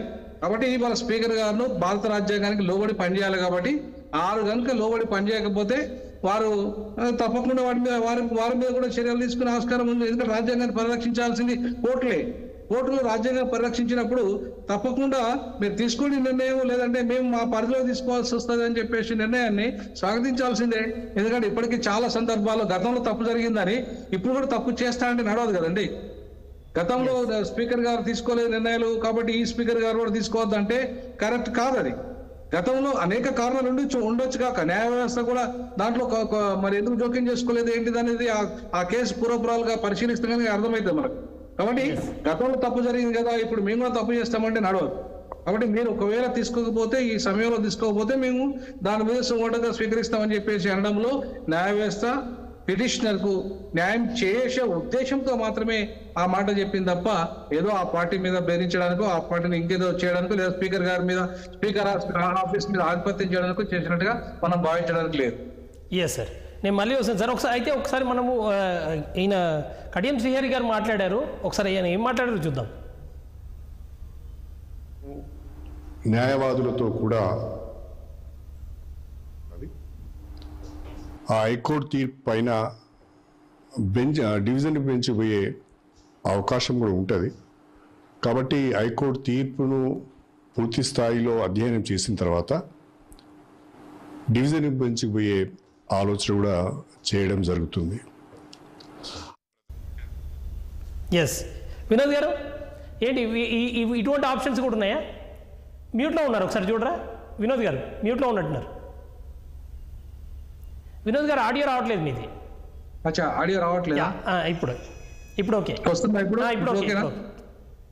డివిజన్ బెంచ్కి ఎప్పుడు పోతారంటే ఇక్కడ న్యాయం జరగలేదు అన్నప్పుడు పోతారు. కానీ మీరు చేసిందే తప్పుడు. మీరు ఇప్పుడు ఆ పార్టీకి రాజీనామా చేయకుండా ఇంకో పార్టీలో పోవడమే తప్పు కదా. మీరు మన డివిజన్ బెంచ్ మీ పిటిషన్ ఎట్లా అంగీకరిస్తుంది? డివిజన్ బెంచ్ అంగీకరించాలంటే నీకు ఒక కాజ్ ఉండాలి కదా, లోకల్ స్టాండ్ ఉండాలి కదా. నీకు లోకల్ స్టాండ్ ఏముందేడా? ఏం లోకల్ స్టాండ్ ఉంది చెప్పండి. ఇప్పుడు కడియం శ్రీహరి గారు ఒక సీనియర్ రాజకీయవేత్త, రాజీనామా చేయకుండా ఒక పార్టీ రాజీనామా చేయకుండా ఇంకో పార్టీలో పోవడం అది న్యాయసమ్మతము? అది అట్లాగే అది లీగల్గా వస్తుందా? లేకపోతే అది ఏమంటుంది, దాన్ని నైతికత అవుతుందా? మరి కడియం శ్రీహరి గారు మేము డివిజన్ బెంచ్కి పోతామంటే అర్థమైంది అంటే ఈ కోర్టు తప్పు చేసింది, మేము ఇంకో డివిజన్ బెంచ్ అయితే న్యాయం చేస్తానని అర్థమా? కాదు కదా. డివిజన్ బెంచ్కి పోయే అర్హత ఎప్పుడు వస్తుంది అంటే మీకు అన్యాయం జరిగినప్పుడు వస్తుంది. మీకు అన్యాయం జరగలేదు, మీరే అన్యాయం చేసిరప్ప. మీరే రాజీనామా చేయకుండా ఇంకో పార్టీకి పోయినరు. రాజీనామా చేసి ప్రజలు మిమ్మల్ని ఒక పార్టీ గుర్తు మీద ఆ పార్టీ మేనిఫెస్టోను అంగీకరించి ఇవాళ గెలిపించారు. మీకు నైతికత ఉంటే ఖచ్చితంగా మీరు ఆ పార్టీకి రాజీనామా చేసి మీరు ఎన్నికల్లో పోయి గెలిస్తే పోతే తప్పేం లేదు. ఇంకో పార్టీలో పోయి ఎన్నికల్లో పోయి పోతే తప్పేం లేదు. దాన్ని ఎవరు అందరూ స్వాగతిస్తారు. ప్రజలు కూడా అరే కరెక్టే కదా, ఆయన ఏదో ఇక ఈ పార్టీలో పడకనో ఈ పార్టీ విధానాలు నచ్చకనో పోయింది అని చెప్పేసి అనొచ్చు కదా. మరి అట్లాంటి ఆ పరిస్థితి లేదు కదా. ఇప్పుడు వాళ్ళ స్వార్థం కోసం, వాళ్ళ బిడ్డ టికెట్ కోసము కడియం శ్రీహరి గారు నన్ను పోయినరు. బిడ్డ టికెట్ కోసం పోయినని చెప్పి రేపు కోర్టులో చెప్తాడా? డివిజన్ బెంచ్ ఒప్పుకుంటుందా దానికి? నా బిడ్డ టికెట్ కోసం నేను పోయినని చెప్పుకుంటే ఒప్పుకుంటుందా కోర్టు? కరెక్ట్ కాదు కదా. కడియం శ్రీహరి గారు స్వార్థం కోసం పోయారు, తన కుటుంబం కోసం పోయారు, తన బిడ్డను రాజకీయ వారసులుగా చేసుకోవడం కోసం పోయాడు. కాబట్టి డివిజన్ బెంచ్ లో ఆయన అప్పీలు అంగీకరిస్తారని కోర్టు అంగీకరిస్తారైతే నేను అనుకోను. ఖచ్చితంగా అక్కడ కూడా ఆయనకు ఎదురు దెబ్బ తగ్గుతుందని అనుకుంటున్నాను నేనైతే. రైట్. వెంకటస్వామి గారు ఇక్కడ 3 క్లియర్ కేసెస్. ఒకటి, దానం నాగేందర్ గారు ఆయన స్పష్టంగా కాంగ్రెస్ పార్టీ టికెట్ మీద కంటెస్ట్ చేశారు. ఇక్కడ క్లియర్ కేసు, ఆయన పార్టీ ఇది ఫిరాయింపుల చట్టానికి ఆయన దాంట్లో ఎఫెక్ట్ అవుతాడు. ఇంకొకటి కడియం శ్రీహరి గారు బిడ్డకు కాంగ్రెస్ టికెట్ ఇప్పించుకున్నారు.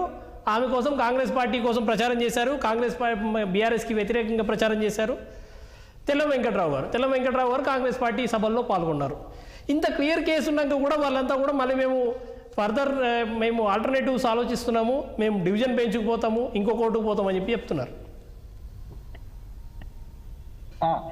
అయితే అది వాళ్ళ వ్యక్తిగతంగా వాళ్ళని డిఫెండ్ చేసుకోవడానికి, ఇప్పుడు పార్టీ మారాలని అనుకున్నప్పుడు వాళ్ళని డిఫెండ్ చేసుకోవడానికి వాళ్ళు చేసుకోవచ్చు. అయితే ఓవరాల్ గా ఇప్పుడు మల్లన్న చెప్పినట్టుగా ఇప్పుడు అంటే సూచన అంటే మీరు విలువలు నిలబెట్టండి అనేటువంటి మాట ఆయన అన్నాడు, దాన్ని స్వాగతించాల్సిందే. ఇప్పుడు ప్రేమేందర్ రెడ్డి గారు చెప్పినట్టు మేము ఒక పాలసీ పెట్టుకున్నాం, రిజైన్ చేసి వచ్చినట్టు ప్రజల నుంచి అట్లా అది దాంట్లో రిజైన్ చేసి చేపించి తీసుకొచ్చి దాంట్లో వెనుక ఉన్న కుట్రను పక్కన పెడితే వారు అన్నది ఒక రకమైనటువంటి ఒక నైతికత. ఇప్పుడు మన వినోద్ గారు కూడా అంటున్నారు కదా అదే రిజైన్ చేసి వచ్చిన. సో అదే ఇప్పుడు మాకు పార్టీలో కూడా విత్ ఇన్ ది పార్టీలో కూడా ఈ పార్టీ ఫిరాయింపులతోటి రకరకాలైనటువంటి ఇబ్బందులు వచ్చినాయి. మొదటి నుంచి 30-40 నుంచి పనిచేసే వాళ్ళకి కూడా ఇబ్బందులు వచ్చినాయి. మొన్నటికి మొన్న మా జీవన్ రెడ్డి గారు కూడా దాన్ని వ్యతిరేకించిన సందర్భాలు ఉన్నాయి. సో ఇవన్నీ మేము చూస్తున్నాము. సో కాబట్టి ఒక రకంగా చెప్పాలనంటే స్పీకర్ గా నిర్ణయం ఏం తీసుకున్నా మనకు అభ్యంతరం లేదు. తర్వాత కోర్టు నుంచి ఆ అనర్హత వస్తే అంటే మామూలుగా టెక్నికల్ గా చూసినా, మీరు ఇప్పుడు లేవనెత్తిన విషయాలు టెక్నికల్ గా చూసినా, నైతికంగా చూసినా అది మాకేదో పేరు తెచ్చే విధంగా అయితే లేదు మా పార్టీకి. లేకపోతే మా పార్టీని ప్రజలు మెచ్చుకొని భుజం మీద ఎత్తుకునేటట్టుగా కూడా అయితే ఏం లేదు.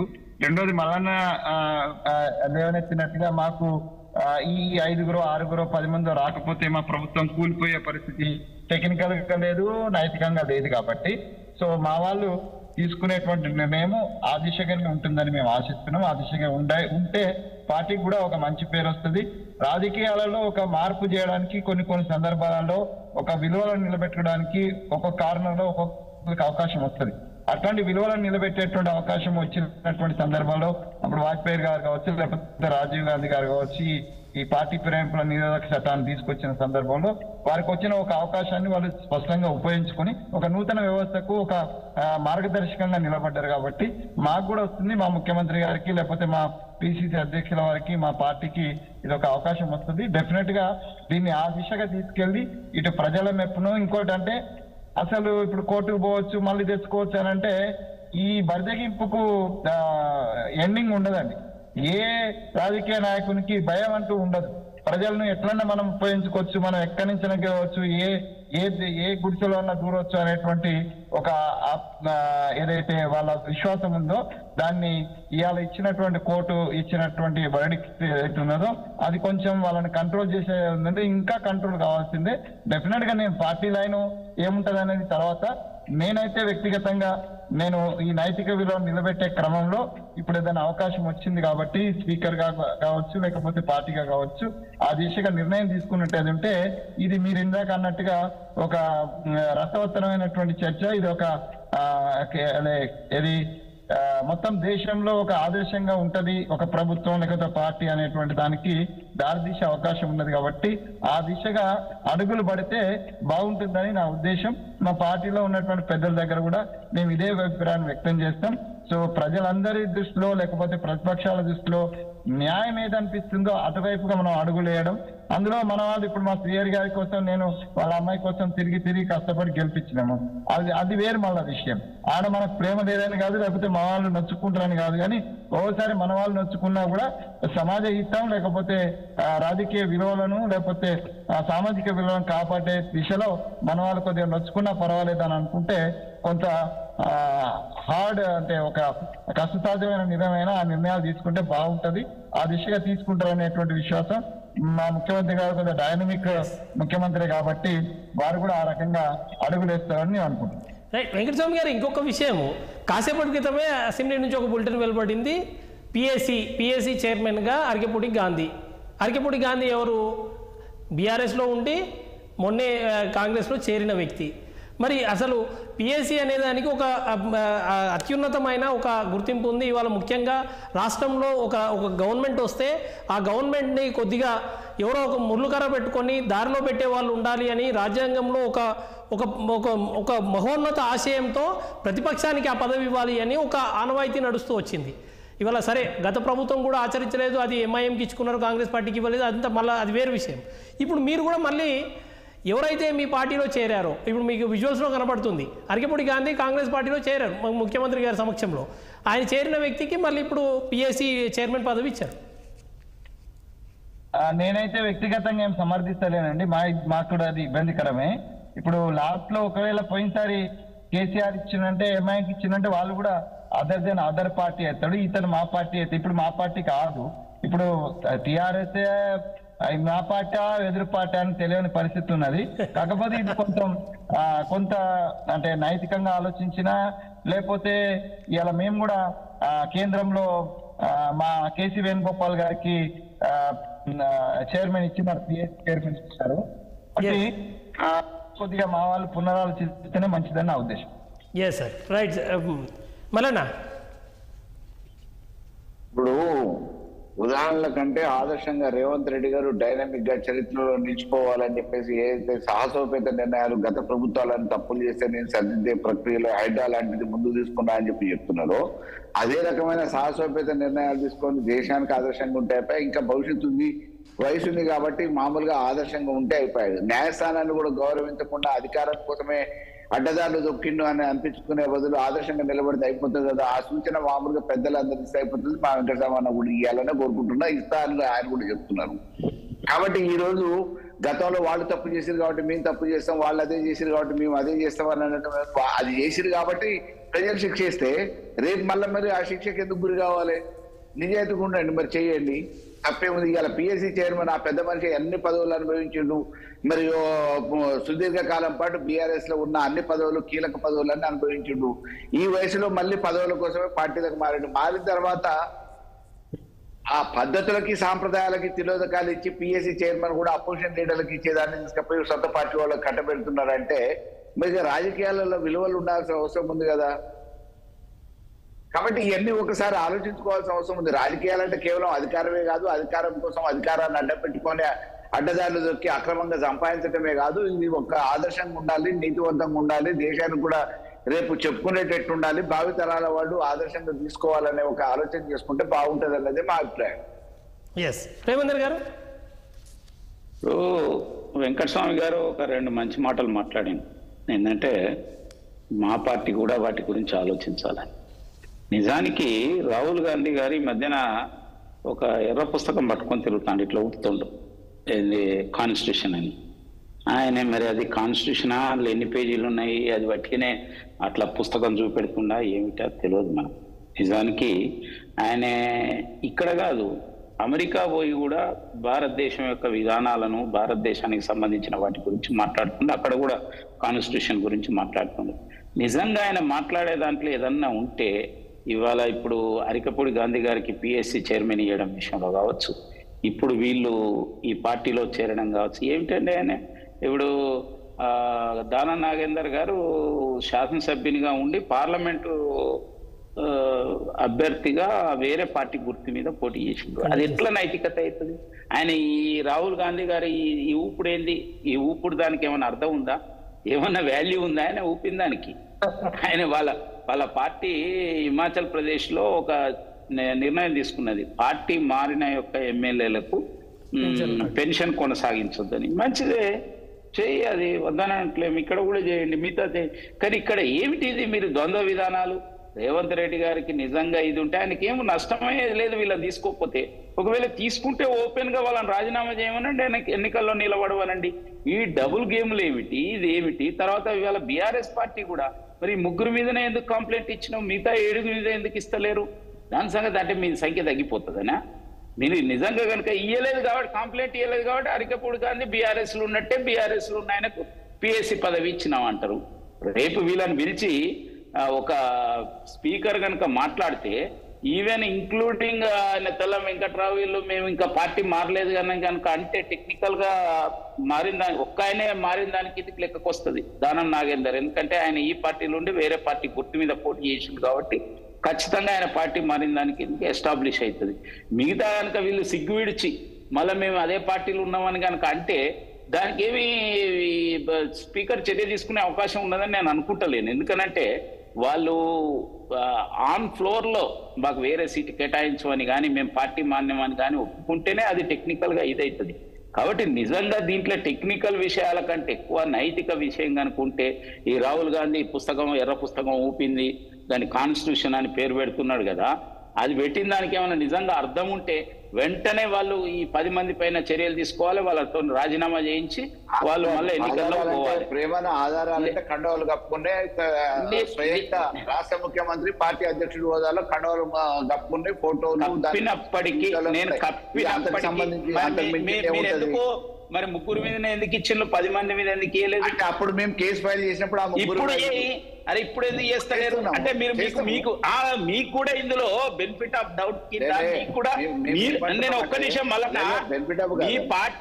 మీ పార్టీ ఇంకా కూడా ఏంటంటే వీళ్ళందరినీ పొడగొట్టుకోవద్దు, వీళ్ళందరినీ అంటే గేమ్ ఆడుతుంది, గేమ్ ప్లే చేస్తుంది. గేమ్ ప్లే చేయనుకో రేపు ఇచ్చేసేయండి, మిగతా 7 మీద కూడా డిస్క్వాలిఫై చేయమని చెప్పి ఎందుకు ఇస్తలేరు? కాబట్టి మీరు పోతారు ప్రజల ముందట, మీరు కరెక్ట్ గా స్వచ్ఛంగా లేరు అనే విషయం ఇప్పుడు మేము కానీ మేము ప్రజలు సామాన్య ప్రజలు అదే విధంగా మాట్లాడుతున్నారు. మీకు కనుక నిజంగా అది ఉంటే వెంటనే 10 మంది మీద మిగతా 7 మీద కూడా కంప్లైంట్ చేయండి. రెండోది కాంగ్రెస్ పార్టీ కాన్స్టిట్యూషన్ పైన ఏమాత్రం నమ్మకం ఉన్నా రాహుల్ గాంధీ గారు, లేదంటే రాహుల్ గాంధీ గారు ఇట్లా పుస్తకం పట్టుకొని ఊపుడు బంద్ చేయాలి. ఊపితే నవ్విపోతారు పబ్లిక్. నిజంగా నీకు కాన్స్టిట్యూషన్ అనేది ఉంటే నువ్వు ఇది చేయి, ఇప్పుడు చేయండి. ఇప్పుడు వెంకటస్వామి గారు మంచి మాట చెప్పిండు. ఆయన నిజంగా ఆ పార్టీలు ఉన్నా కూడా ఆయన చెప్పిండు దీన్ని నేను అంగీకరించాలని. ఆ విధంగా రాహుల్ గాంధీ కూడా మాట్లాడాలి. ఆయన వెంటనే ఈ స్టేట్ పార్టీకి డైరెక్షన్ ఇవ్వాలి. లేదంటే కాంగ్రెస్ పార్టీ వట్టి డబుల్ గేమ్ ఆడుతుంది, వట్టిగా రాజకీయం కోసం మాట్లాడుతున్నది అనేది వస్తుంది. మాటికి ఇది ప్రజలు వీటిని గమనిస్తున్నారు. రెండు పార్టీలను కూడా దోషులుగా నిర్ణయించే ఒక రోజు ఇంకెంతో ముందు లేదు. ముఖ్యంగా కాంగ్రెస్ పార్టీ ఇప్పుడు ఏదో ఒకటి తేల్చుకోవాలి, లేకపోతే రేపటి వాళ్ళు డైవర్షన్ పాలిటిక్స్ అండి. ఒదికు రుణమాఫీ చేయలేదు, తర్వాత రైతు భరోసా లేనే లేదు, 2500 మహిళలకు లేవు, 4000 పెన్షన్ లేదు. ఇవన్నీ కూడా అన్నిట్లలో ఒక్కొక్క దాంట్లో కూరుకపోతున్నది. ఈ డైవర్షన్ కోసం ఇవన్నీ ముందుకు తీసుకొచ్చిండ్రు. ఇప్పుడు ఇది నడుస్తూ ఉంటేనే అరికెప్పుడు గాంధీకి అది ఇచ్చిండ్లంటే రేపటి నుంచి దాని మీద చర్చ నడుస్తుంది. కాబట్టి అరికెప్పుడు గాంధీ బీఆర్ఎస్ లో ఉన్నట్ట, కాంగ్రెస్ పార్టీలు ఉన్నట్ట బీఆర్ఎస్ చెప్పాలి. ఒకవేళ లేదంటే మీరు ఆయన డిస్క్వాలిఫై చేయమని ఇవ్వండి, లేదంటే మరి ఆయన వాళ్ళు ఇచ్చిన దానికి తప్పేం లేదు. బీఆర్ఎస్ లో సీనియర్ నాయకుడు కాబట్టి ఆయనకు పిఎస్సి ఇచ్చినామంటాను టెక్నికల్ గా. రైట్. అంటే జనరల్గా పిఎస్సి చైర్మన్ ఇవ్వడానికి ముందు పార్టీల నుంచి, ప్రతిపక్ష పార్టీల నుంచి పేర్లు సజెషన్ తీసుకుంటారు. మరి అది ప్రొసీజర్ ఫాలో అయ్యిందా లేదా తెలియదు మనకు. అంత సాంప్రదాయం ఎక్కడ ఉన్నది, అంతది ఎక్కడ నడుస్తుంది. వాటన్నిటి తుంగలో దొక్కేసింది కదా బీఆర్ఎస్ లాస్ట్ టైం. మజ్లిస్ పార్టీని అపోజిషన్ పార్టీగా గుర్తించిన నాడే వాళ్ళు ఇదైపోయిండ్రు. తర్వాత వీళ్ళు కూడా అంతే, వాళ్ళంతే. ఇద్దరు మజ్లిస్ తోనే అదే విధంగా వ్యవహారం చేస్తున్నారు. అందుకోసం ఇంకా రెండు పార్టీలను ఎన్ని రోజులు చూస్తారండి ప్రజలు? ఇటంటే అటు, అటంటే ఇటు వీళ్ళు చేసే ఒక వ్యవహారం చూస్తున్నారు. అందుకోసం మొన్న పార్లమెంట్ ఎన్నికలలో కొద్దిగా ప్రజలు డిఫరెంట్ తీర్పు ఇచ్చింది. ఇంకా రాబోయే రోజుల్లో ఇంకా డిఫరెంట్ ఇస్తారు. ఎస్ వినోద్ గారు. అది అంటే ఆల్మోస్ట్ వెంకటస్వామి గారు అయితే స్పష్టంగానే చెప్పేశారు. మరి అంటే ఆయన కొంత ఓపెన్గానే ఉంటాడు మనిషి. ఇప్పుడు నిజంగా ఇదైతే మా పార్టీకి హుందాతనాన్ని తెచ్చేదైతే కాదు అని చెప్పి ఆయనే ఒప్పుకున్నాయి సార్. వెల్కమ్ చెప్పాలి అట్లాంటిది. ఎందుకంటే వెంకటస్వామి గారి నిర్ణయాన్ని స్వాగతించాలా. వ్యక్తిగతంగా కావచ్చు, ఆయన అధికార పార్టీ ప్రతినిధిగా ఉన్నాడు, ఓబీసీ సెల్ చైర్మన్ గా ఉన్నాడు. వ్యక్తిగతంగా అయినప్పటికీ కూడా ఒక రకంగా చెప్పాలంటే అది వాళ్ళ పార్టీలో అంతర్గత మదనం జరుగుతున్నట్టు లెక్క. ఎందుకంటే ఇప్పుడు పార్టీలో ఉన్న సీనియర్స్ అంతా వదిలిపెట్టి ఎవరో ఆల్రెడీ సంపూర్ణమైన మెజారిటీ ఉన్నప్పటికీ కూడా అదనంగా వీళ్ళందరినీ తీసుకోవాల్సిన అవసరం రేవంత్ రెడ్డికి లేనేలేదు.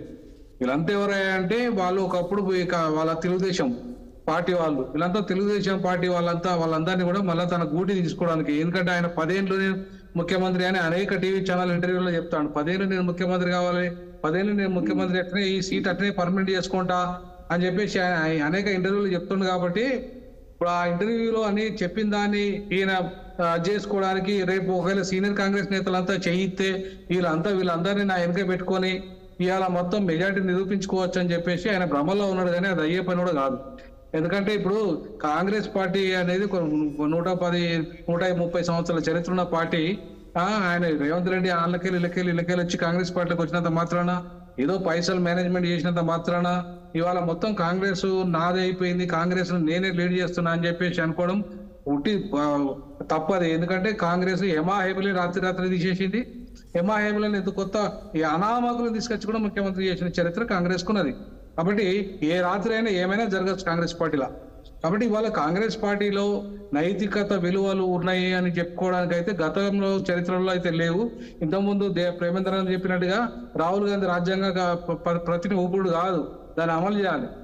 ఖాళీ చూపెట్టుడు కాదు. ఎందుకంటే ఆచరణలో చూపినప్పుడే, నీకు అమలు చేసినప్పుడే రాజ్యాంగం యొక్క విలువ నీకు తెలుస్తుంది. నువ్వు ఒకవైపు ఊరికే రాజ్యాంగ ప్రతిని చూపెట్టి దాని అధికార పార్టీ మీద దుమ్మెత్తిపోయడం ఒకటి కాదు కదా. నీ పార్టీలో ఏం జరుగుతుందో కూడా చెప్పాలి కదా. నువ్వేం చేస్తున్నావు కూడా రాజ్యాంగానికి ఎంత లోబడి పనిచేస్తున్నావు చెప్పాలి కదా. ఒక అధినేతవు కదా నువ్వు. కాబట్టి ఇవాళ నేను రాహుల్ గాంధీ గారి కంటే కూడా ఇవాళ కత్తి వెంకటస్వామి గారిని మనం అభినందించాలి. ఎందుకంటే వారు క్లియర్ గా చెప్తున్నాడు ఆయన. ఇవాళ మేమైతే నేనైతే ఒప్పుకోను, ఎట్టి పరిస్థితుల్లో ఈ ద్వంద్వ విధానాన్ని నేను అంగీకరించను అని చెప్పేసి చెప్తున్నాడు. అది కూడా రాహుల్ గాంధీ గారు కూడా వాళ్ళు పార్టీని తీసుకున్న నిర్ణయం అది. మేము ఒప్పుకోము, ఎవరైతే రాజీనామా చేయకుండా రానియమన్నాడు ఆయన. మరి ఎట్లా రానిచ్చిండు రేవంత్ రెడ్డి దగ్గర? రేవంత్ రెడ్డి ఎట్లా నడుస్తుంది? ఆయనే చెప్పిండు కదా, మేము రానియము, పెన్షన్ రద్దు చేస్తామన్నాడు. ఇంకో పార్టీ నుండి కనుక వస్తే, మా దాంట్లో వస్తే కూడా పెన్షన్ ఇవ్వమని చెప్పిండు ఆయన. పెన్షన్ అర్హులు కూడా కాదని చెప్పిండు ఆయన. మరి అట్లాంటి విధానాలు చెప్పిన ఆయన పార్టీ విధానమే, ఆయన జాతీయ పార్టీ తీసుకున్న నిర్ణయాన్ని ఆయన గౌరవించకపోతే మరి ఇంకెవరు గౌరవిస్తారు? మరి అట్లాంటి పరిస్థితులలో ఇవాళ రాహుల్ గాంధీ గారు ఆత్మపరిశీలన చేసుకోవాల్సిన అవసరం ఉంది. ఇమీడియట్లీ రేవంత్ రెడ్డి గారికి ఖచ్చితంగా చురకలేయాలి. ఇష్టమైనట్టుగా వ్యవహరించడానికి లేదు. అది ఎందుకంటే ఇవాళ స్పీకర్ గారు కూడా నిర్ణయం తీసుకోవాలి. రాహుల్ గాంధీ గారు చెప్తే ఇవాళ రాత్రి కంటే రాత్రి నిర్ణయం తీసుకునే పరిస్థితి ఉంటుంది కాబట్టి వాళ్ళ పార్టీలో ఇవాళ స్పీకర్ గారు కూడా నిర్ణయం తీసుకొని ఇమీడియట్ తీసుకొని దాని మీద ఒక నిర్ణయం తీసుకోగలిగితే నిజంగా భవిష్యత్తులో భావితరాలకు నిజంగా కాంగ్రెస్ పార్టీ ఒక దిక్సూచన ఇచ్చినట్టయితే. ఎస్, మా పార్టీ ఒప్పుకోదు, మా పార్టీ ఇట్లాంటి ద్వంద్వ విధానాలు ఒప్పుకోదు, మా పార్టీ గుర్తు మీదనే గెలవాలి, మా పార్టీ గుర్తు మీద గెలిచిన వాళ్ళని మాత్రమే మేము తీసుకుంటామని చెప్పేసి రాహుల్ గాంధీ నిర్ణయం అయితే పార్టీ నిర్ణయం తీసుకున్నదో దాని ప్రకారంగా ఆచరణలో చూపినప్పుడు మాత్రమే కాంగ్రెస్ పార్టీని భవిష్యత్తు ఉంటుంది తప్ప భవిష్యత్తులో కాంగ్రెస్ పార్టీని కూడా నమ్మని పరిస్థితి ఉంటుంది. ప్రేమేందర్ రెడ్డి అని చెప్పినట్టు. వెంకటస్వామి గారు చెప్పే ముందు వెంకటస్వామి గారిని నేను కూడా అభినందిస్తున్నా. ఇంకో విషయం ఏంటంటే బీఆర్ఎస్ పార్టీ కూడా డబుల్ గేమ్ ఆడుతున్నదనే దానికి మొన్న రాజ్యసభకు నిలబెట్టలేదు వీళ్ళు. ఎందుకంటే రాజ్యసభలు నిలబెడితే వీళ్ళ సభ్యులు ఎవరో కాదెవరో తేలిపోతుంది, లేకపోతే ఇంకేం అండర్స్టాండింగ్ ఉందో. రెండోది, మీరెందుకు 10 మంది మీద ఎందుకు అంటే ఏంటంటే ఈ 3 డిస్క్వాలిఫై అయితే 3 మళ్ళీ 7 వెనకకు వస్తే మళ్ళీ తీసుకుందామని. అంటే మార్వానం పోయినా కూడా మళ్ళీ తీసుకుంటాం అనే గ్రామాలలో ఒక ఇది ఉన్నది. అంటే మళ్ళీ తీసుకుంటా కదా మళ్ళా అనే దాంతో తప్పితే మీరు పూర్తిగా వాళ్ళని తప్పు పట్టడం లేదు బీఆర్ఎస్ పార్టీ. ఇప్పుడు మిగతా 7 మిగతా వాళ్ళు పార్టీలో మీ పార్టీలు ఉన్నట్టా పోయినట్టా అది తెలుసు ఫస్ట్, అదేం తెలుస్తలేరు. కాబట్టి ఇవన్నీ కూడా డబుల్ వ్యవహారం నడిపిస్తున్నది. ఏదేమైనా ప్రజలందరూ కూడా గుర్తిస్తున్నారు. తప్పక కాంగ్రెస్ పార్టీ ఇమ్మీడియట్ గా రాహుల్ గాంధీ గారు దీని మీద ఆయన యొక్క స్టాండ్ ఏందో తెలియజేయాలి. Right, okay. వెంకటస్వామి గారు, మనం ఫైనల్ గా ఒక మాటలో చెప్పండి, మనం క్లోజ్ చేయాలి. అంటే ఈ రాజకీయ అవసరాల కంటే నైతిక విలువలు తర్వాత రాజ్యాంగ విలువలే ముఖ్యంగా ముందుకు వెళ్లాల్సినటువంటి సమయం. నేను ఎవ్రీ కార్నర్ గా ఒక చారిత్రాత్మక నిర్ణయం తీసుకునే టైంలో ఒక కార్నర్ లో మంచి చేసేటువంటి అవకాశం వస్తుంది. డెఫినెట్ గా రాహుల్ గాంధీ గారు రాజ్యాంగాన్ని నెత్తిన పెట్టుకొని తిరుగుతున్నాడు, ఊపుతున్నాడు అంటే ఆ ఊపేదందరూ కూడా దేశం కోసమే. కాబట్టి ఆయన ఆ దిశలో ప్రేమేందర్ గారు చెప్పినట్టుగా మేము ఆ దిశలోనే నిర్ణయం తీసుకుంటే మంచిది అనేది నా ఉద్దేశం. నేను చాలా స్పష్టంగా చెప్తున్నా, విత్ ఇన్ ది పార్టీ కూడా మేము ఈ చర్చ కంపల్సరీ పెడతాం. మిగతా పార్టీలలో మాట్లాడితే ఖతం చేస్తారేమో కానీ మా పార్టీలో ఇబ్బంది ఏం లేదు. మా పార్టీలో ఈ మాత్రం స్వేచ్ఛ ఉంది కాబట్టి నేను ఇంత ధైర్యంగా ముందు మాట్లాడుతున్నా. మిగతా పార్టీలకు ఇట్లా పార్టీ నిర్ణయాల్లో పార్టీ అధినేతకు కన్సల్నే నడుస్తుంది. మా పార్టీలో కొంచెం ఈ స్వేచ్ఛ ఉంది. రాహుల్ గాంధీ దగ్గర కూడా మా స్వేచ్ఛ ఉంది. నాకు ఇక్కడ అవకాశం దొరికితే నేను మన స్టేట్ ఈ రాజకీయ విషయము ఈ ఇబ్బందికర పరిస్థితులను నేను రాహుల్ గాంధీ గారి దృష్టికి స్వయంగా తీసుకుపోయే ప్రయత్నం చేస్తాను. మంచి వెంకటరామ్ గారు, ఇదంతా లొల్లేందుకని ఏమైనా రాజీనామాలు చేపిస్తారా? ఏమండి, ఇదంతా లొల్లేందుకని చెప్పేసి వాళ్ళతో ఏమైనా 10 మందితో రాజీనామాలు చేయించే అవకాశం ఏమైనా ఉందా? అది కూడా ఉంది. ఇప్పుడు ఆల్టర్నేటివ్ చెప్పారు, ప్రేమేందర్ చెప్పారు కదా, మేమైతే ఇట్లా చేసినాము, అదొక ఆల్టర్నేటివ్ అని ప్రజలు యాక్సెప్ట్ చేస్తున్నారని. వాస్తవం కూడా కొన్ని చోట్ల కొంతమంది ఓడిపోయినా కొన్నిసార్లు ఇప్పుడు మనం తెలంగాణ ఉద్యమ టైంలో చూసినాం, 16 మంది రిజైన్ చేసినప్పుడు 10 మంది ఓడిపోయారు. కానీ దానికి అప్రిషియేషన్ ప్రజల నుంచి వచ్చింది. 16 మంది త్యాగం చేసి తెలంగాణ కోసం నిలబడ్డారు అనేది. అదంటే తెలంగాణ కోసం అన్నా, ఇది ఇప్పుడు ఇది దేనికోసం త్యాగం చేసినట్టు వీళ్ళు ఇప్పుడు వాళ్ళు చెప్తున్నారు కదండి, వాళ్ళు చెప్పుకుంటారు మళ్ళీ ఎలక్షన్ లో పోయినప్పుడు ఎందుకు పోయిండు. ఇప్పుడు ముందు వీళ్ళు సిద్ధంగా ఉన్నారా? బీఆర్ఎస్ పార్టీ సిద్ధంగా ఉన్నారా? కేసీఆర్ గారు చెప్పాలి మిగతా 7 సంగతి. ఒక్క నిమిషం పార్టీ మారుతున్న ప్రతి ఒక్కడు చెప్తున్నా, అంటే ఒక్కడు అనే సారీ నేను అట్లా ఆ పదం ఉపయోగించొద్దు. ప్రతి ఒక్కరు చెప్పే మాట ఏంటంటే నియోజక ప్రజల యొక్క అభివృద్ధి కోసం మాత్రమే కుంటు చాలా మంది చెప్తున్నారు. మా పార్టీ వేరే పార్టీ వచ్చిన సో కాబట్టి అట్లా ఏదో చెప్తారు, వాళ్ళ త్యాగం ఏందో. కానీ మొత్తం మీద అయితే ఇది ఎంకరేజ్ చేసేది కాదు. కాబట్టి ఇక్కడ ఒక అంటే చారిత్రాత్మక నిర్ణయానికి అవకాశం మా పార్టీకి వస్తుంది, మా ముఖ్యమంత్రి గారికి వస్తుంది, మా పిసిసి అధ్యక్షుడికి వస్తుంది, రాహుల్ గాంధీ గారికి వస్తుంది. అది ఆ రకంగా నిర్ణయం తీసుకుంటారనే ఆశ వ్యక్తం చేస్తున్నారు. మల్లన్న గారు ఒక మాటలో చెప్పండి ప్లీజ్, టైం అయిపోయింది మనకి. వెంకటరామన్న యథార్థవాది కానీ నేను మోరానుకున్నా అని చెప్పేసి రేవంత్ రెడ్డి గారు అంటారు. రేవంత్ రెడ్డి గారి గురించి తెలియదేమో, పాపం ఇప్పటికే రాజకీయాలలో చాలా నష్టపోయింది వెంకటరామన్న. ఆయన ఫైటరు. అయితే రాజకీయాల విలువల కోసం రేవంత్ రెడ్డి గారు ఈ నిర్ణయాన్ని అయితే, న్యాయస్థాన నిర్ణయాన్ని అయితే కట్టుబడి ఉంటే ఆయన ఒక ఆదర్శంగా మిగిలిపోతాడు. కాబట్టి తప్పకుండా ఒక నీతికి నిజాయితీకి నిలబడాల్సిన అవసరం ఉంది. దానికి కాంగ్రెస్ వాళ్ళు ఆదర్శంగా ఉంటే బాగుంటుంది. నేను చెప్పేది, రాహుల్ గాంధీ గారు ఈ కాన్స్టిట్యూషన్ ఊపుతున్నాడు. ఆ ఊపే విషయంలో ఏమిటి అనేది చెప్పాలి ఒకటి. రెండోది, బీఆర్ఎస్ పార్టీ కూడా మిగతా 7 పైన కంప్లైంట్ చేస్తారా లేదా? చేయదలుచుకుంటే రేపే చేయాలి. మీరు అప్పుడే మీరు కరెక్ట్ గా వ్యవహరిస్తున్నట్టు ఎందుకు